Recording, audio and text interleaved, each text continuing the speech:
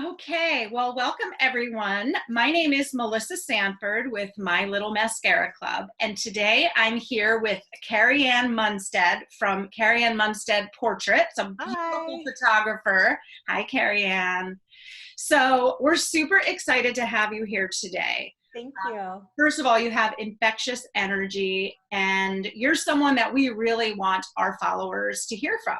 Thank you. So, why don't you tell us a little bit about your business first? Sure. I am a portrait photographer, and what I do is I specialize in photographing women because what I noticed was that we're always the ones behind the camera, right? We're always the one taking pictures of our spouses and our kiddos and our dogs and our animals. And so many women weren't existing in photos, or if we were, doing a selfie from way out here to like you stretch everything out, or we're hiding behind somebody in the picture, all of those different things. So what I did is I wanted to start photographing women to just show them how beautiful they are at just as they are. It doesn't matter your age. It doesn't matter your weight. It doesn't matter your ability, nothing. Like I wanted to photograph them and put them as the spotlight and have them stand out for maybe the first time in their lives and see themselves in a way that maybe they have never seen themselves.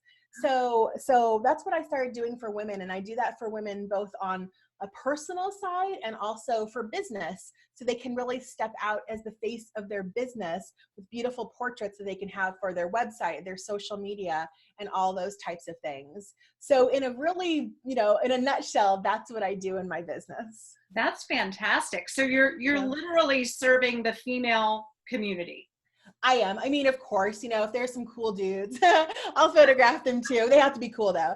No, or if I'm photographing a family, and so, we start with the mom and the daughters and then the dads and the sons come in and stuff like that. But it's primarily focused on serving the women in our community. Yes. That is fantastic. So what is it that made you go down this road? Because, a lot of people do photography, but they'll do, family portraits or, this seems a very interesting niche. So how did you Yes. find yourself here?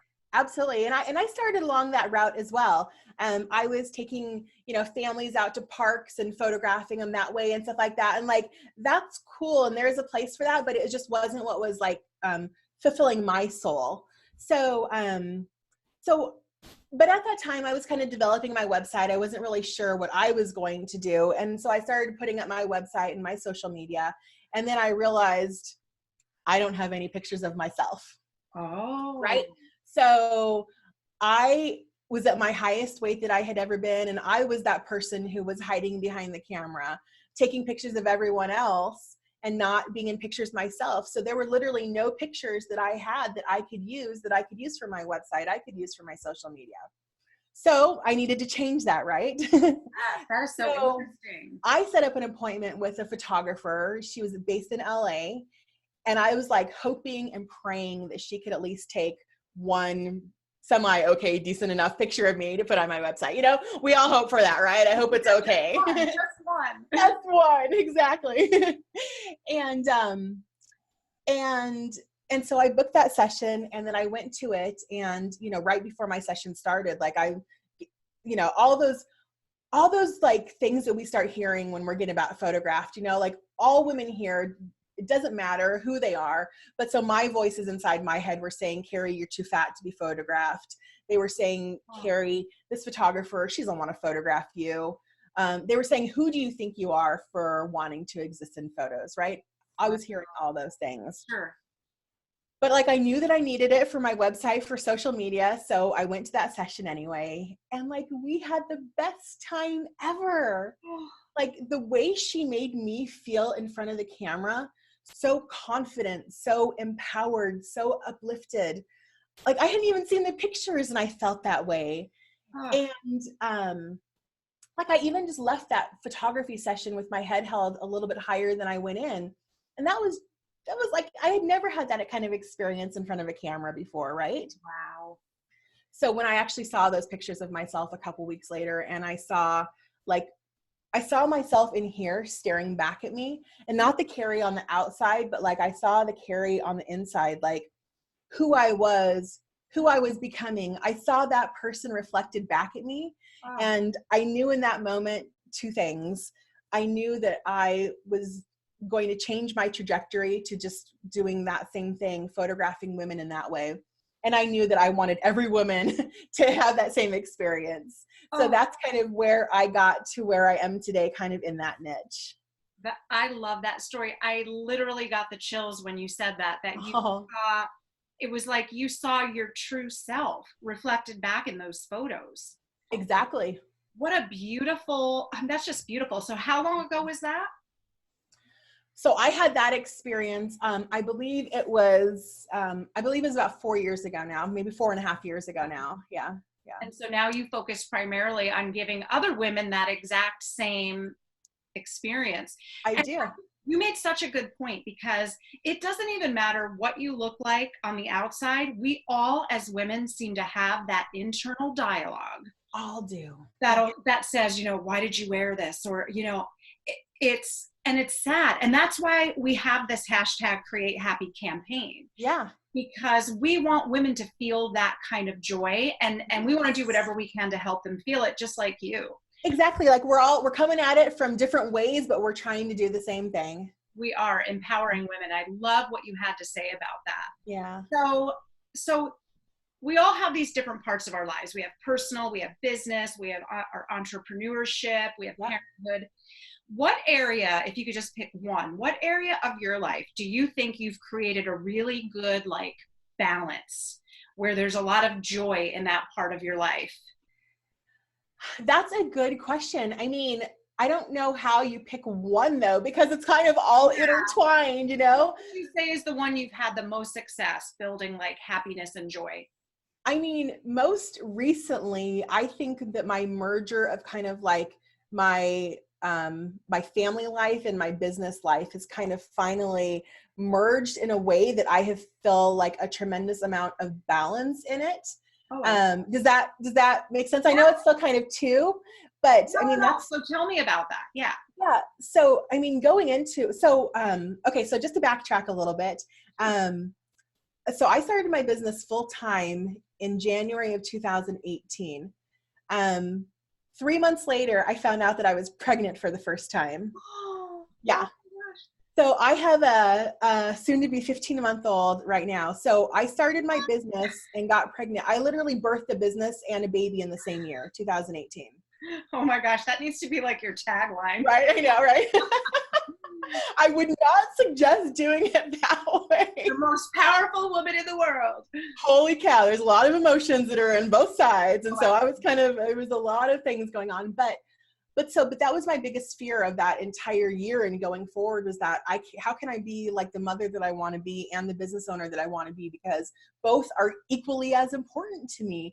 I mean, of course, you know, my family is more important, but you know what I mean? Like they both are super important to me and I want to make them both work. Yeah. So I was so scared. And so like I created a lot of anxiety around all that. And I was so used to just being a work, that even, you know, after my son was born, my husband is the primary caregiver to my son. So I would just keep at it, keep working.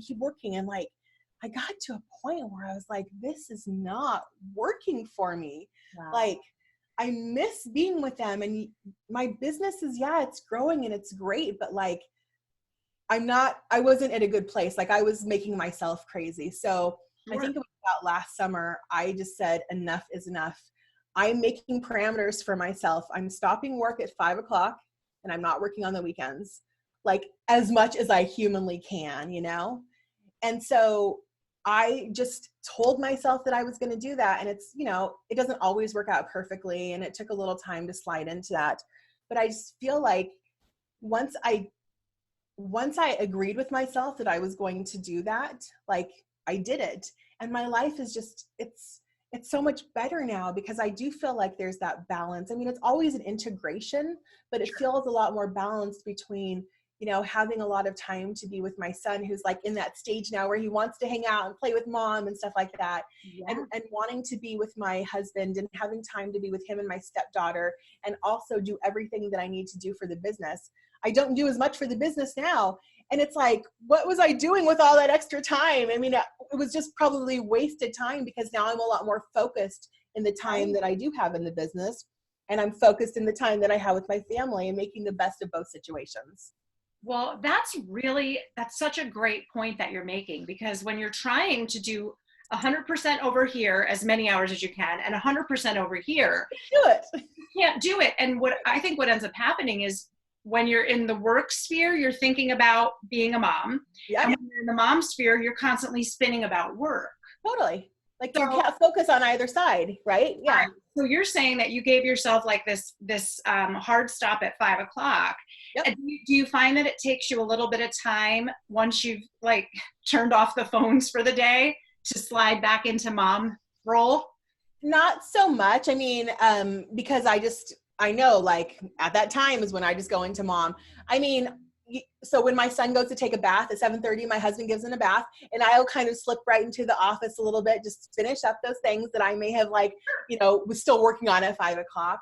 But it's okay. Like, we're right next to each other. We can still be talking and communicating and stuff. So I guess it's not like a super hard stop, I would say. Well, yeah. But it's close. But no, since I do work from home a lot, I can just, like, slide right into mommy mode too. Yeah. Right. Plus, like, I started work a little bit later, so I could spend a little more time with my son in the morning. I take it like an hour lunch, so I can hang out with him at lunchtime. So I really built those things in, but I feel more productive now in my business world, because I focused on the things that were really important rather than, like, all the extra stuff. And I feel like I'm getting, like, really making an impact on the home life too. So, yeah. Anyway. I think when you do something like that, so how late were you working, would you say, like, in a typical day before you set that parameter? I would start at 5 a.m. I would stop at like 9 or 10 o'clock. And I mean, this was with, like, a newborn baby too, right? Like, because like I said, like, my husband is the primary caregiver, and I would come in and out and do stuff, obviously. But, like, every time that I wasn't, there, I would be in here. And, like, I look back at that, I'm like, what was I doing? What was I even doing? I wasn't giving any time to myself either. Like, I was just working myself to death, really. And it wasn't death, but it was like, to literally make myself crazy. Absolutely. And it just wasn't worth it. So I just, like I said, I made this decision, and I thought it was going to be really, really hard. And it was, maybe for the first, like, week. But then it was like, oh, this is actually kind of nice to have my weekends free again, to just. Yeah, I deserve that. Yeah. I deserve that, and my business will be okay. And it's interesting what you said, that you feel like you're being really productive. I think that that's an interesting point, because it's like, when you, as women, because we're so amazing, right, we can take the work that we were doing in 15 hours and go, okay, what needs to go? What can I delegate out? And where do I need to spend the bulk of my time to be effective? Exactly. And you've done that. So exactly. That's fantastic. And what is your son's name? His name is Cohen. Cohen, yeah. 15 months old now? Yeah, well, he'll be 15 months in a couple of weeks. Yeah. Oh my gosh, such a beautiful thing. Yeah. So that's a great example of trying to marry those parts of your life together. So what would you tell? I have two questions. The first one is, let's say you meet someone, a woman who wants to do some type of business, and she's talking to you about it, but she doesn't really have, like, that spark for it. Mm-hmm. You are involved in a business that has your heart. Yes. So, I mean, what would you say to a woman who wants to start a business, but it feels like she has to do this and isn't maybe following her dream? I would say, don't do it that way. I mean, honestly, like, why we do jobs that maybe don't spark our joy in our soul, right? Like, that's what a job is for. When you actually do a business and you're giving your sweat and your heart and your soul to it, why do something that isn't really what you want to do? I don't know. I guess that's just what I think. I can't imagine doing a business that didn't have my full heart and soul and passion and joy behind it, right? Right. So I would say, if you have something that is kind of like ho-hum, why do it? Do that thing that brings you that love and that joy and that passion, and figure out a way for it to work. Like, you might have to rethink how you're looking at it or go about it a little different path than maybe others have, but figure out what works best for you and do that route. So I guess I hope that answers your question, but that's how I feel. Like, what's the point if you don't love what you're doing? Well, exactly. And so I wondered, when you decided to niche down your business and just focus on this subset of the population, were there any people in your life that were like, you're not going to have enough business and you better rethink this? Well, of course. I mean, everyone thought that. And people still think, go to Carrie, she'll do this and this and this. I'm like, no, I don't do all those things. They're like, oh, really? Oh. The interesting thing is that when you're all over the place, when you're doing so many different things, no one knows you for doing a certain thing. No. So now I'm known for being a women's, a business branding photographer for women businesses here in Arizona. Like, I am known for that. People come to me for that. So there's plenty of business coming in. Yes. So I would say the more you can niche, the more you get known for what you're doing. And then people are just going to start coming to you because of that.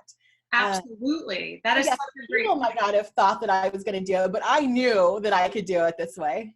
Well, and that's great. And I think you can really inspire other women in that area, because I think a lot of women can get sidetracked by the naysayers. Like, I really want to do this, but everyone is telling me it's not going to work. Right. It's so easy. And it's true. There's this old marketing saying that says, if you try to be everything to everyone, you'll end up being nothing to no one. 100% true. And that the more you can laser focus on a target market and something that you can really be good at, the more successful you'll be. And you are proof of that. 100% true. Love that. Okay. So then what tips would you give someone who maybe is trying to create more, work family balance? What nuggets of wisdom can you share? I mean, I guess that I don't know if I have many tips, but I have one big one, is that you just have to make an agreement with yourself and just do it, right? Like, you can't kind of be wishy-washy about it. What I did is I had been working with a coach, and she told me to write out how my life looked in a year from today, like my dream life in a year from today. And that included stopping work at 5 o'clock. It included having the weekends off. It included starting work a little bit later so I could spend time with my son. I wasn't doing all those things, but like, I saw my life like this and it looked so amazing. And I was like, wait, I don't have to wait for a year from now. I can make an agreement with myself right now that this is the way that I want to do it. And by making that agreement with myself, and then I just started blocking off my calendar at that time, right? So like, appointments gonna come on then. I blocked everything off because like, this is an agreement that I was making with myself. So my biggest tip is just how do you want your life to look? Make an agreement with yourself that that's how it's going to look. Start taking steps to make that happen. You might not be able to do it first step or second step or third step, but every little step is going to get you closer there until you're at a point where, like I am right now, where I can easily just shut it off at 5 o'clock, shut it off on the weekends. Yeah, I might do a few little things here and there, but for the most part, like that's what I agreed to. That's what I agreed to with myself. That's what I committed to, and I'm doing it now. So that's my biggest like chunk of wisdom. Well, yeah. And I think that's really huge. Because the truth is, people will tell you can't have it all, right? But that's not the truth. The truth is you really can have exactly what you want. But that's the important part, is like, it's what works for you. Yes. Like, you might not have it all according to what this person does, right? But you don't have to. Like, you don't have to be the Pinterest mom, and you don't have to do all these things. You have to have the life that works for you, and you can have it all if you define what works for you and you take steps to have that. So I think that's the important thing. Yeah, that's the perfect way to sum that little piece up. Yeah. It's just amazing. And so I really want to talk about the shirt you have on, because I keep looking at it, because I'm a little bit obsessed with it. Because it's so, that shirt encapsulates everything we do for this hashtag Create Happy campaign. Can you read the words on it? Yeah, embrace your story, love wins, be brave.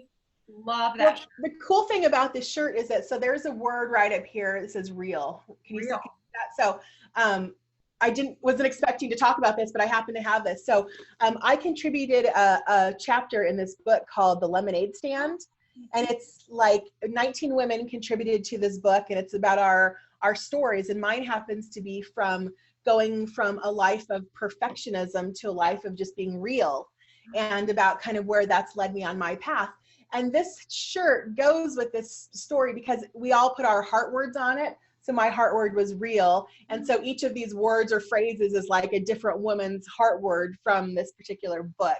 So that's kind of how it all fits together. That is so beautiful. Thank you. Thank you. Is that book available on Amazon? Or? It is. Yep. It's on Amazon. Here, I'll just show it up again. So it's called The Lemonade Stand. If you just type in Lemonade Stand book, it'll come right up.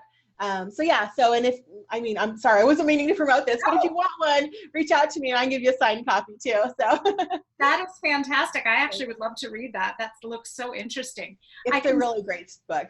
I can see some photographs behind you there too. So. Yes, those are some from my very early days when I was just getting started in this particular realm of photography. Yeah, so it's evolved over the years, but that's kind of like, I love looking back at those pictures to see like where I started and who the people were who were very instrumental in helping me kind of practice that kind of things, and to where I've gone today. So that is so wonderful, and what a great way to spend your time and make your living.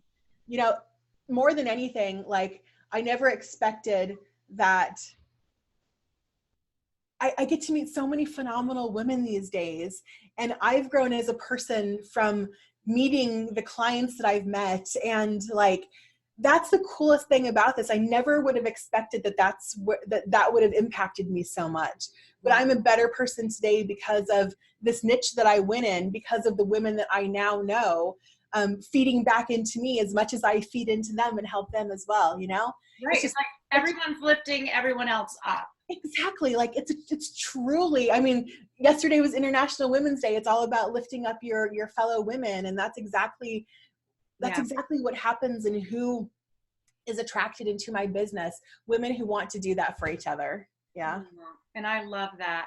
Well, those are all the questions I had for you. I just want to really thank you for sharing your story with us. You're so welcome. I think you are going to be very inspirational to many women who get a chance to watch this blogcast. Thank you. Thank you. I hope so. Yeah, absolutely. And we're going to include all of your social media, your website, all of that when the blog is ready. So awesome. Yeah. Thank you. Yeah. It's all at Karianne Munstedt, but like good luck spelling it. So I'm glad that you guys are including all that in there. I was going to say that. And then I was like, yeah, no one's going to spell that. So. No, I mean, no one can spell it. So it's down below for everyone who's looking for it. And we'll look forward to seeing you up on the blog page. Thank you so much. Wonderful. Have a great day. You too. Bye.